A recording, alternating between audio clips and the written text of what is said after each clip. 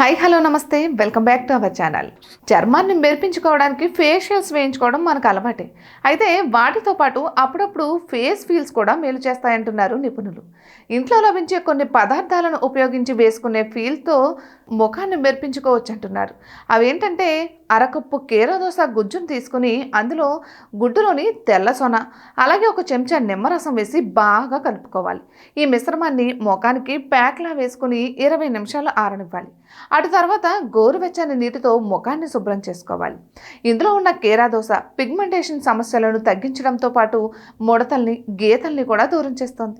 అలాగే ఒక అరకప్పు పైనాపిల్ ముక్కలను తీసుకుని పావు కప్పు బొప్పాయి ముక్కలను వేసుకుని మెత్తని పేస్ట్లా చేసుకోవాలి. తర్వాత అందులో అర చెంచా తేనె వేసి బాగా కలుపుకోవాలి. ఈ మిశ్రమాన్ని ముఖానికి మాస్క్ వేసుకుని 20 నిమిషాలు ఆరనివ్వాలి.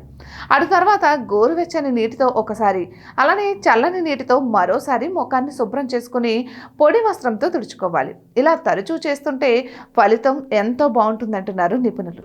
ఇటువంటి మరెన్నో వీడియోస్ కోసం మా ఛానల్ని సబ్స్క్రైబ్ చేసుకోండి.